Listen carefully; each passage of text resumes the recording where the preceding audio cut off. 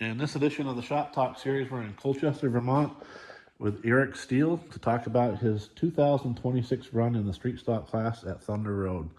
Good morning, Eric. Oh man, Johnny, good to see you. How are you? Good. Everybody knows that Eric has the gift of gab, so this should be a very colorful interview. So let's start off with the car, Eric. This is a brand new build, right? It is a brand new build. We at the start of our decision to come back to racing, which is, our entire racing return is based around the premise of racing for memories. We are racing in the memory of my father who passed last June. As you can see, he's always out in the shop watching us, keeping an eye on me, making sure I'm doing everything the right way. The reason that I made the return to the street stock class as opposed to any other is because this is where our bond and our love for racing kind of culminated, and this is the class that we spent the most time working together on, and it just felt fitting to come back to the roots. And what better way to come back to the roots than just the way we did it the first time? I contacted Wayland at WRC, told him I'm looking to come back into the game, and the car that he built me back in 2007 was an absolute beast, and I want him to do it again. So here we are with a brand new 2026 WRC fabrication Ford Mustang. And you run the number 32 because that's the number your dad ran, right? Yep, my dad ran the 32 on his dwarf car when we were growing up in Riverside. Again, the bond with me and my dad in racing, as I was a kid, he was racing, and I was helping him. And then as I transitioned into racing myself, he started helping me. So 32 is in memory of him, and we got the HD as our numeral denomination on the end of the 32. My personal brand is HD32. HD stands for Horse Dog. Horse Dog Motorsports was founded back in the 2015-2016 season as I was racing radio control cars competitively across the nation, and bringing my Great Dane Brutus with me as I went. So I quickly became known as the Horse Dog at the RC events, and Horse Dog Motorsports was born. So back when you started off in street stocks and then you moved to Tigers, how many different tracks did you race at, or were you just dedicated to Thunder Road? No, we did Thunder Road. We did the ACT Tiger Tour back in the day, so we got to hit lots of different spots. I've been to Claremont, the Old Canaan, White Mountains, Riverside, and I think that was about it. I think it was only four tracks back then, but that was a really fun time, and that's where we spent a couple of our final seasons, as the budget just wasn't panning out to run a full-time season at Thunder Road after our 2009 season that culminated with the Rookie of the Year award. I quickly realized that running a Tiger out of your wallet is not, a full season at Thunder Road is not where you want to be at the end of the year. So obviously your dad was your idol growing up. You guys are pretty close. I was pretty devastated to hear him passing. He was in Florida, correct? Yeah. So you idolized your father, but at the track, did you have a driver that you looked up to besides your dad, like at Thunder Road or other tracks? Not necessarily a driver that I looked up to in that respect. I've been involved with it for such a long time and in so many different areas, whether it be go-karts or RC cars or announcing or whatever the case might be, race directing, that I've met so many different people that everybody's just kind of a person to me, right? Like, I know that your favorite driver is Nick Sweet. Nick and I have been friends since we were racing radio control cars at the age of 10. So, some people's heroes are just my friends, and that's all there is to it. So you're dedicated to a full season at Thunder Road. Do you see this car going any other tracks or no? Even the decision to be full-time this year is still up in the air. When I first initially started, we were going to just do a part-time schedule, show up at the first race, hit the Triple Crown, do the Milk Bowl, kind of the prestigious events of the year. But my goals and my thought processes have changed. I don't have necessarily a goal, I've got a desire. The desire is specifically to show up on June 25th, which is double feature night, with the opportunity to try to take home a win, because last year on June 25th was the last time I talked to my dad. That'd be a good day to do it. And we got 2 shots to do it, so that means showing up every week from now until then, getting that handicap established, and hopefully getting a good qualified spot to make a run for a checkered flag on that day. So when you roll into the track, obviously you got people that are there to support you and help you. Who's your crew? Chris Kuchar, man. Critter has been with me day in and day out. He's the main fabricator here. He's the useful tool that fits everywhere that I don't. Obviously, my size and stature doesn't fit up underneath that dash to wire those gauges right now. So we're going to stuff Critter in there after we get done here. He's going to clean that up for me. But he's also a really, really good welder and fabricator. A lot of the custom things that we built for the car have been his creation, and I've let him just take it and run, and everything has just come out super mint. I've been on Facebook showcasing some of the small details that have gone into the car, and those small details are awesome to look at. They were time consuming to make, and they're just things that people won't notice or see the amount of time and care that went into them, but we know what we got. So with opening practice and car show next week, you're not going to be ready? We're once you leave here today, we are full grind. Wiring harness is going to get built and installed today. I've got a fully completed checklist on what it's going to take to get us to opening day. It's currently sitting at 24 checkpoints on the list right now, and I've got time allotments next to every one of those expectations, and it's about 42 hours worth of work left by my estimation. That's a lot of work in a short amount of time. Plus you have a day job. Yeah, we work at Goss Monday through Friday. Lots of hours go in there working for Brian, and but working there for Brian is what allows me to do what we're doing right now. So you've helped out with Brian and Taylor and Justin on their crew now and again. Yeah. Since Taylor started racing, really, I've been working on the street stock teams back in the day, and then the late model teams. Pretty much every Thunder Road race, as long as I'm not sick or out of town, I've been there helping out. The best part of last year with that team, the SRT team, is Justin, Taylor, and myself loaded up the trailer and headed to Riverside and took home that 20K to win Keith Memorial race. So that was pretty sweet. I didn't get to go to that, but I followed it online. That was pretty big. Yeah, we showed up with the smallest team and zero experience with the tires that we were going to have to run on, and that was my job for the day, was getting the tires in order. And by all means, at the end of the day, we were standing in victory lane. That was absolutely a rush. Probably one of the biggest wins besides that I saw Justin do was an R&R race at by far at White Mountain. Yeah, that race at Riverside by far was just phenomenal for us.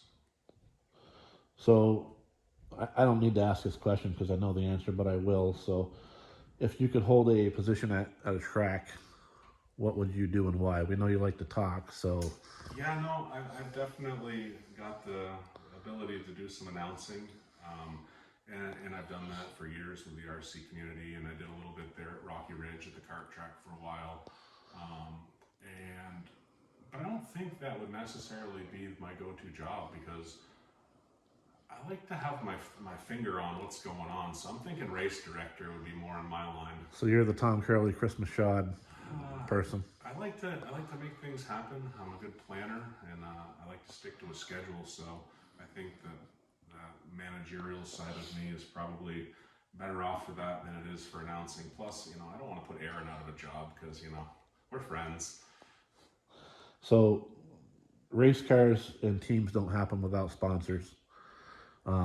It's hard to do it out of pocket. You must have some sponsors coming on board. Like I said at the beginning, this entire season, the title for it is Racing for Memories. And while I do have some private backing from my mother-in-law and her freeze-dried business, it's really about friends and family and donations that I've gotten from people like that. I've tried to stay uncorporatized. I don't want to have any obligation or anybody expecting me to do something for a marketing purpose, because I really don't know how far or what we're going to end up doing for the year. So I just wanted to make it about me, my friends, and my family.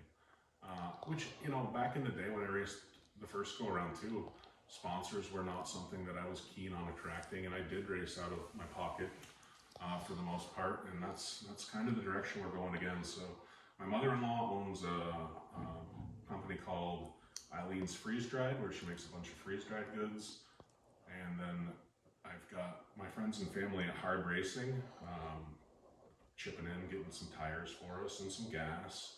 Hard Racing is a community that we built within the iRacing platform, where we help people grow and get better at iRacing, specifically in the Advanced Legends Open C class.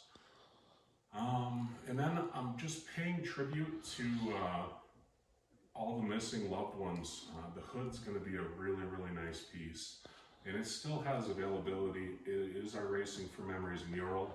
It will feature pictures of whatever's important to the person that wants to participate. Like, say John wants to put, you know, his missing cat on the hood of my car, and he wants to write a little message that says, "Missing you, buddy." We can do that. It's a $20 spot. We've got a handful of people that have contributed. It's loved ones, it's pets, it's I got a vehicle that somebody totaled that they were in love with. So it really can be anything. It's literally, we're racing for memories. And if you have a memory that you would like to see out on the racetrack, there'll be a bunch of memories on the hood, and we can make that happen. You can check out our website for more details, horsedogmotorsports.com. Something that I built here myself, my first true web design. That's pretty cool. But yeah, no, I mean, my dad and me are fun in this one. That's all there is to it. So you spoke a little bit about your mother-in-law and her freeze-dried business. So while we're on that subject, how can they find her and how can they make a purchase? She's a craft fair salesman. She's travels around. She lives in Orange. If you had something that you're like, man, I really love freeze-dried Skittles, because those things are wicked good, and you want to get some, you can drop me a message on Facebook. I'll get you in touch with her. I'll let you know where she's going to be, or we can get some mailed to you. It's not that hard. So you spoke a little bit about that June race. How big of a deal would that be if you pulled out a win for your dad? I don't think I would have to return to the track again, to be honest with you. Because that's your goal, is to get that. I mean, if I'm going to have a goal and it's going to be specific, that is the specific goal. Yeah. That's pretty huge. Yeah. Again, it's a brand new car. There's going to be bugs. We're going to have to iron out the kinks and fix them as we go along. So 2026 season is going to be perfecting the car and keeping it in one piece so that we don't have to completely rebuild it. And get some notebooks and some seat time and come back hard for 2027 and try to make a championship run in 2027. And then at that point in time, it's going to be time to put the money back into retirement savings and retire yet again. That's it. No Tiger? We're not going there. No. I do have one sub goal after I play with this, and it's the fact that I do need one late model start in order to complete a goal of racing in all four of the current divisions at Thunder Road. Because you ran Warrior, Streets, Tigers. Yeah. And you got your hands on some late model stuff, I'm sure. So. Yeah, you know, there's a problem, and the problem is the distance from here to here. You know, the late model, lot less distance from here to here. And in order to make that happen, we're going to have to shed some inches, or we're going to have to have somebody cut a hole in their door to get me in, I think. So late model, as far as that, you could be in a Brian Hoare car or Taylor or something, or no? When it comes to meeting that particular goal, I don't care whose car it is. I just want to make it happen and then park the car in one piece and walk away. So I assume that you'll have your dad on or in the car somewhere as far as a sticker or something. A whole bunch of them. The car itself, back when my dad raced dwarf cars, there was a rule in the rule book that stated that you needed to display a cartoon character on your dwarf car. And my dad chose the rabbit from Bambi. His name was Thumper. So appropriately, this car's name is Thumper. So there'll be a nice Thumper mural on the dash. there'll be a lot of pictures of my dad on the hood for the Racing for Memories program, and my numbers will have a bunch of pictures of me and my dad ghosted into the center of the numbers. That's pretty cool. Yeah. Well, you're not too far off from being ready, but the whole reason for practice, and I know you haven't gotten there yet, is to shake it out, make sure that nothing's falling off or leaking. So yesterday I was over to White Mountain with Jen Getty, and she got faster each time she went out. Her second time out, she looped it in two, almost hit the wall. But she got faster after that, and then she broke a bearing or a CV joint. But this is why we practice. So hopefully you can make practice and get those bugs out, because the following day it's go or go home. You know, that's race day. Yeah, well, you know, the components of this car are tried and true.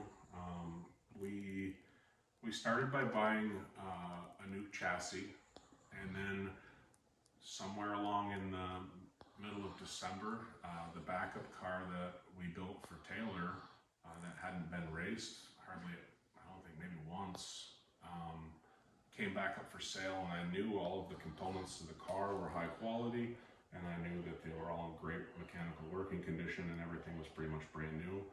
So I literally bought that car and stripped all the parts out of it and put them into this new car. So I know that, you know, the RPM engine, the refreshing transmission, rear end, all that stuff is all, you know, just, it's ready to go. So I don't really have any worries about mechanical problems.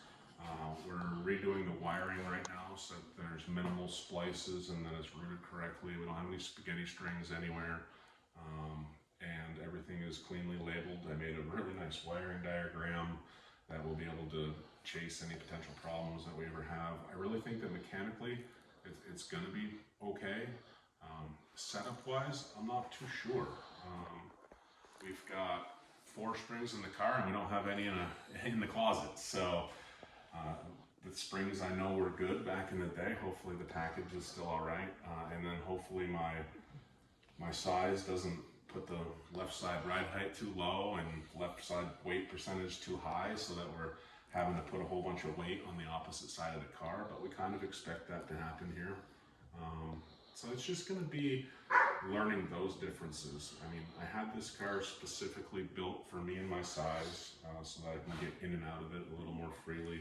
And that's going to change a lot of the weight distribution that we're used to seeing. But we're interested to see how that translates in performance. I know Waylon is really excited to see what the new design of this chassis really will do.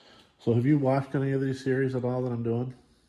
Yeah, I've watched your video series. I just finished up the Walker Fitch one the other night. Man, I can't imagine having to go through the interior paint problem that he's got going on. Right. That's got to be such a nightmare.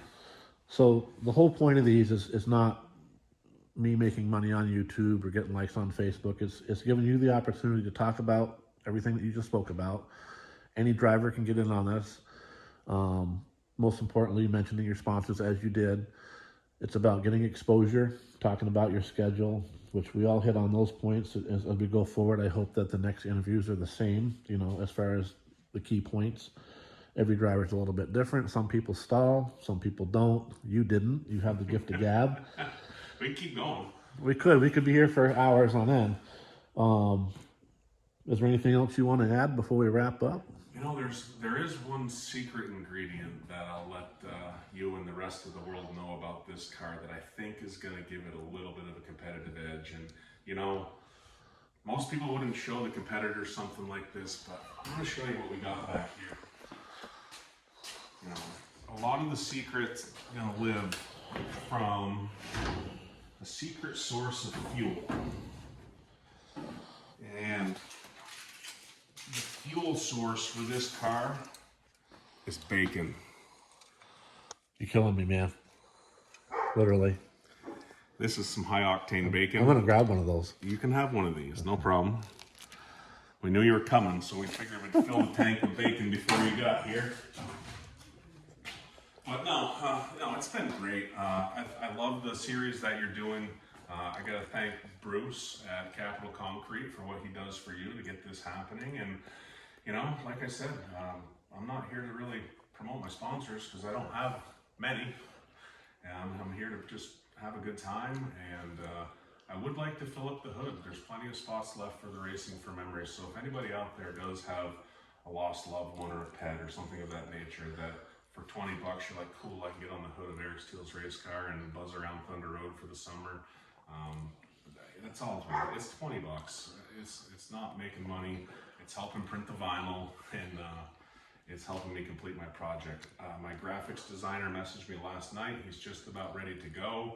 So I need pictures by yesterday.